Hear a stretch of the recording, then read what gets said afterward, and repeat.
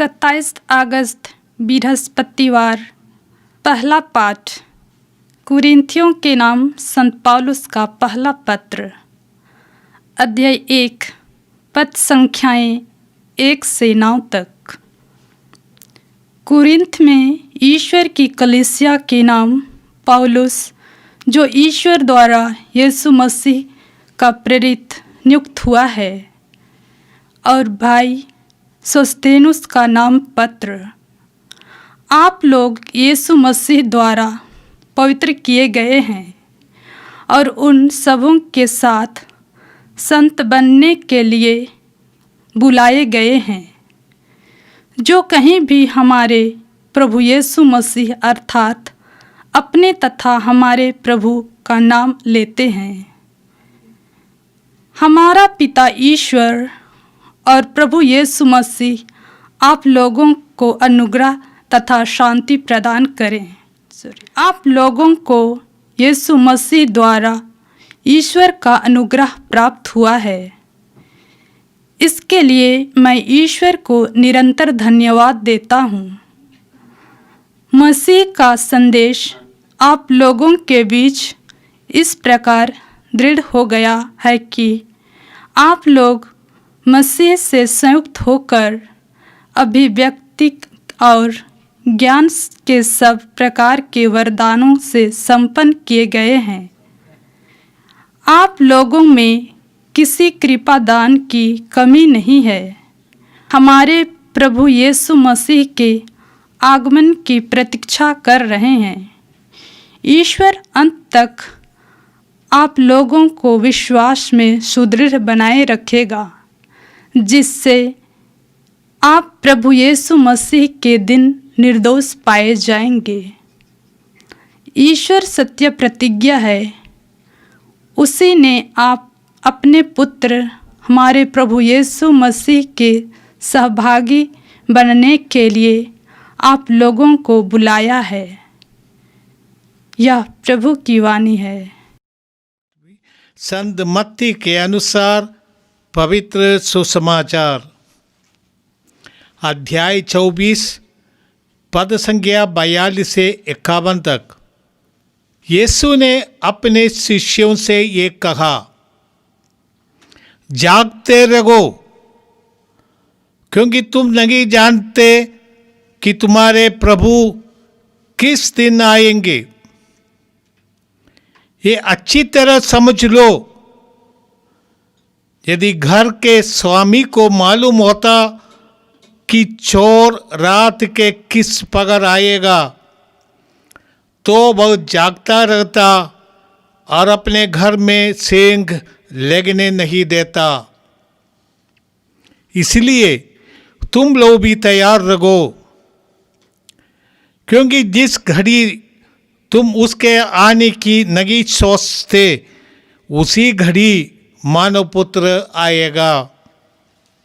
कौन ऐसा ईमानदार और बुद्धिमान सेवक है, जिसे उसके स्वामी ने अपने नौकर चाकरों पर नियुक्त किया है, जिससे वह समय पर उन्हें रसद बांटा करे।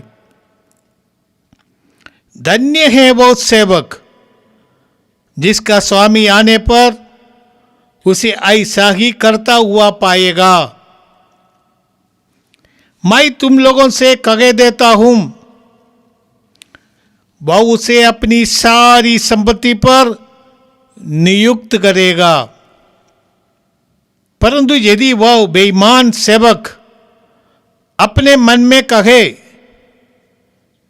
मेरा स्वामी आने में देर करता है, और वो दूसरे नौकरों को पीटने और शराबियों के साथ खाने पीने लगे, तो उस सेवक का स्वामी ऐसे दिन आएगा जब वह उसकी प्रतीक्षा नहीं कर रहा होगा, और ऐसी घड़ी जिसे वो नहीं जान पाएगा। तब स्वामी उसे कोड़े लगवाएगा और डोंगियों का दंड देगा। वहां वे लोग रोएंगे और दांत पीसते रहेंगे। यह प्रभु का दिव्य सुसमाचार है। क्रिस्त प्रभु की जय। प्यारे भाई और बहनों, आज का प्रथम पाठ कुरिन्थियों के नाम पौलुस का पहला पत्र से और उसका अभिवादन है। शुरू है अध्याय 1 पद संख्या 1 से 9 तक। हम जानते हैं कि कुरिन्थ में कलीसिया की स्थापना पौलुस की प्रेरिताई से हुआ था। इसके बाद पौलुस दूसरे प्रांतों में चले जाते हैं। अब पौलुस को पता चलता है कुरिन्थियों में कुछ समस्या है विश्वासियों के बीच। यद्यपि एक आत्मा का अभिषेक प्राप्त एक कलीसिया है और वहाँ विश्वासी बहुत ज़्यादा थे, परंतु कलीसिया में कुछ गड़बड़ी थी। इसलिए पौलुस चिट्ठी लिखते हैं और ये चिट्ठी पहला पत्र के रूप में हमारे पास है। और उसमें पौलुस उसका शुरुआत करते हैं एक अभिवादन से। पौलुस लिखते हैं, कुरिन्थ में ईश्वर की कलीसिया के नाम पौलुस और ईश्वर द्वारा यीशु मसीह का प्रेरित नियुक्त हुआ है। पौलुस अपने बारे में कहते हैं, वो पुराने ज़माने में चिट्ठी लिखते वक्त अभिवादन करते थे और इसके बाद व्यक्ति अपना परिचय देते हैं। पौलुस भी यही करते थे, अपना परिचय देते हैं। और पौलुस का परिचय यही है कि वो प्रेरित है, यीशु मसीह द्वारा चुने हुए व्यक्ति प्रेरित माने जाते हैं उस जमाने में। और हम लोग जानते हैं कि केवल 12 लोगों को यीशु ने चुना था और लोग उनको प्रेरित का थे उपाधि देते। अब देखा है कलीसिया में पौलुस कहते मुझको प्रभु यीशु ने बुलाया है। हम प्रेरितों का कार्यकलाप अध्याय 9 में पढ़ते हैं पौलुस के मन परिवर्तन का चरित्र इतिहास। उसमें हम देखते हैं कि अननियास को ये दृश्य मिला, ईश्वर से, ये पवित्र आत्मा से ये दृश्य मिला था। यीशु उनसे कहते थे कि मैं पौलुस को चुना है, जाओ। अननियास से बोला कि जाओ पौलुस का स्वागत करो और वो मेरा कृपा पात्र है और गैर यहूदियों, राजाओं तथा इस्राएलियों के बीच मेरे नाम का प्रचार करेगा, मेरा नाम की घोषणा करेंगे। इसलिए पौलुस की नियुक्ति हुई। पौलुस अपने को प्रेरित का दर्जा स्थापित करते हैं आज के इस पत्र के द्वारा। अब पौलुस हर पत्र में इसी तरह का लिखते हैं, अपने प्रेरित होने का दावा दोहराते रहते हैं। अब पौलुस लिखते हैं कि यीशु मसीह ने मुझे चुना है और मुझे अधिकार दिया है। पौलुस अपने प्रेरिताई के बारे में हमें कुरिन्थियों के नाम पत्र अध्याय 9 में विस्तृत रूप से देते हैं।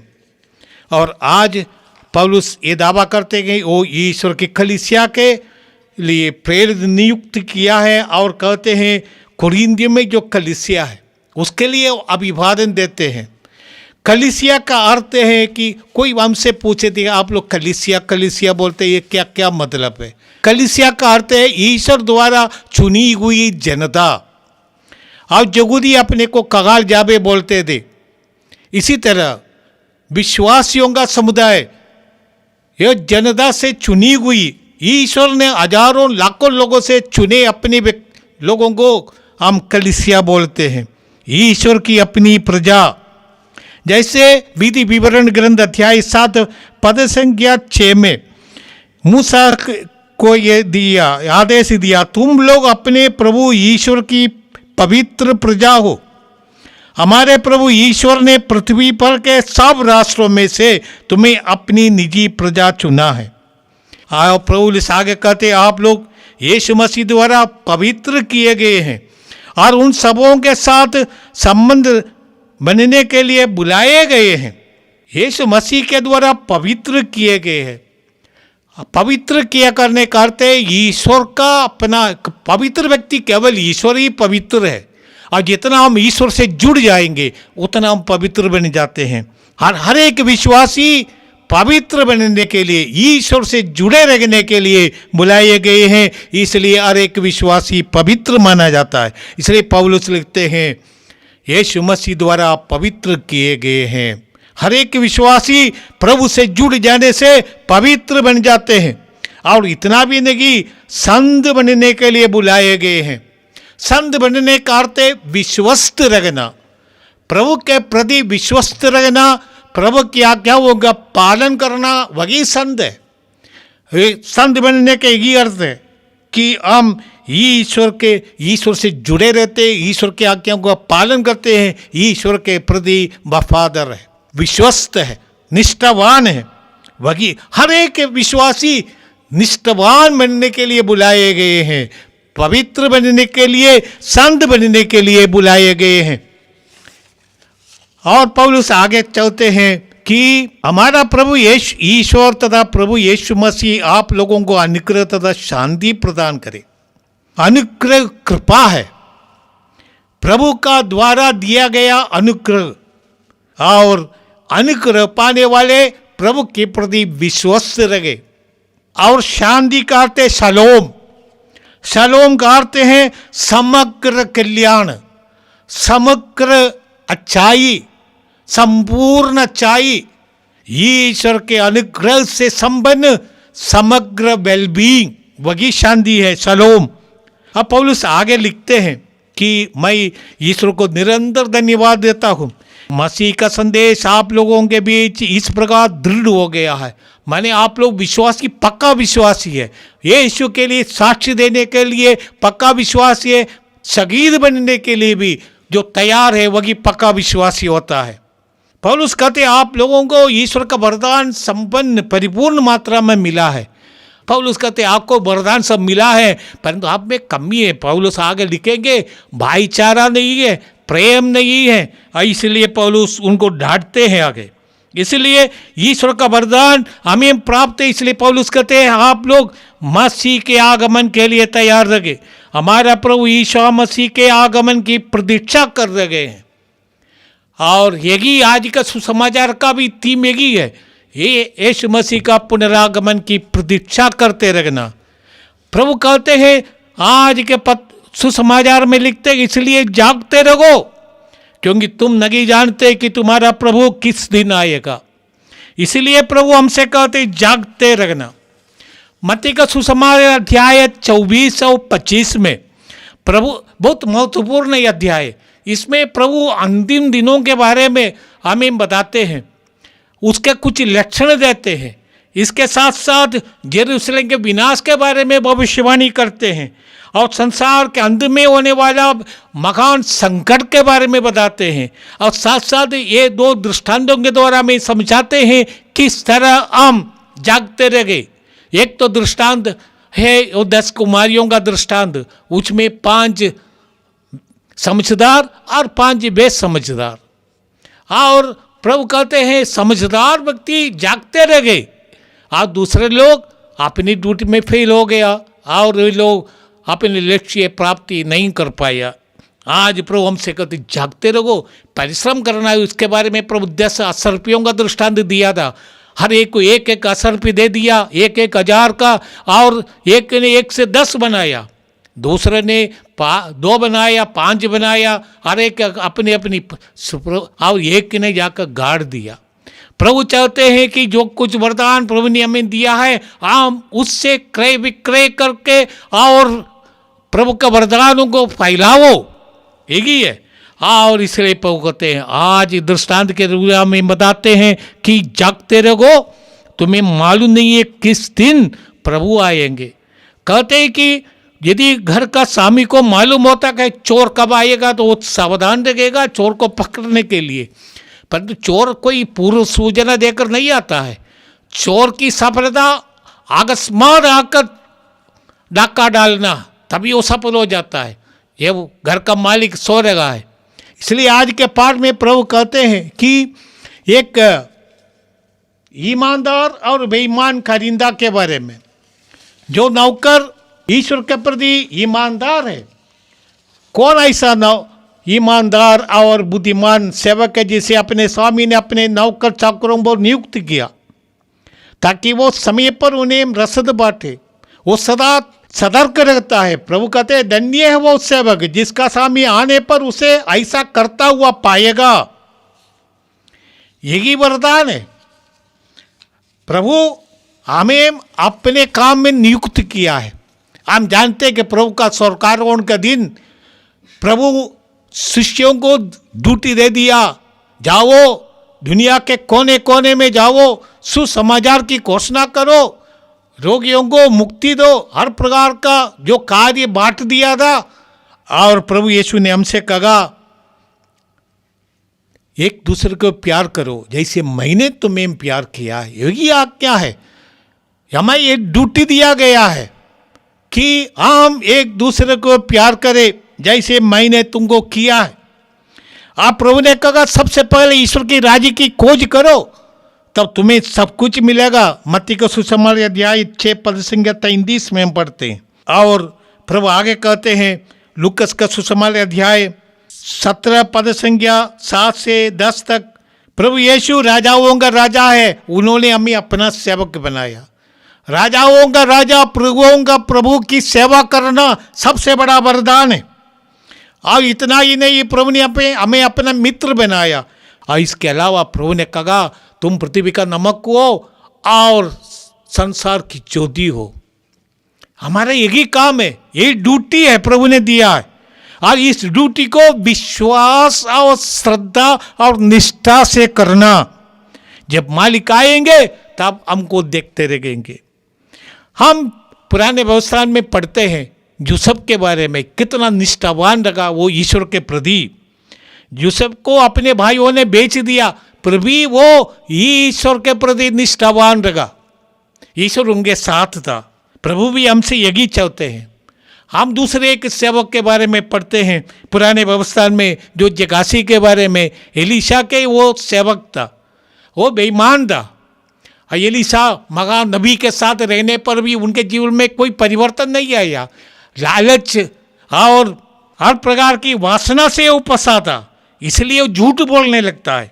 हम जानते हैं किस प्रकार वो नामन के पास जाकर कहा हमारे पास कोई मेहमान आया है, हमारे पास कुछ नहीं है, आप इसलिए हमको आप जो उपकार आप लाए थे हमको दे दीजिए। ऐसा झूठ बोलने वाला वो अविश्वस्त सेवक है, इसलिए वो दंडित किया गया। प्रभु हमें आह्वान देते विश्वस्त रहो, प्रभु के सामने हम देते। आजकल सीसीटीवी में सब कुछ मिलता है। आओ चोर पकड़े जाते हैं, सीसीटीवी में दो दृश्य है। प्रभु का सीसीटीवी में सब वो हर वक्त काम करता है, और रात को दिन में अंधेरे में भी वो काम करता है। इसीलिए हम ऐसा जीवन बिताए कि प्रभु हमारे साथ रहता है, प्रभु के सानिध्य में रहे, वही विश्वस्तता है। यही हमारा ड्यूटी है। तब हम प्रभु के दिन के लिए अपने को योग्य पाएंगे। आइए हम प्रार्थना करें। ये सर्वशक्तिमान पिता, ये हमारे ईश्वर, हम तुझे धन्यवाद देते हैं। तूने हम लोगों को बुलाया है, पवित्र बनने के लिए बुलाया है, संत बनने के लिए बुलाया है। यीशु से जुड़े रहने से और उनकी आज्ञाओं का पालन करने से हम पवित्र होते हैं और संत होते हैं। ये प्रभु विश्वस्त बने रहने की कृपा में दे। आत्मा का अभिषेक से हम विश्वस्त बन सकते हैं और संसार के अंत तक तेरे कार्य में लग रहे। संसार में तेरे जैसे तेरे आदेश के अनुसार नमक बनकर, ज्योति बनकर हम अपने जीवन बिताए। इससे सुसमाचार की घोषणा हमारे जीवन के द्वारा हो जाए। ये प्रार्थना हम करते हैं हमारे प्रभु क्रिस्त के द्वारा। आमीन।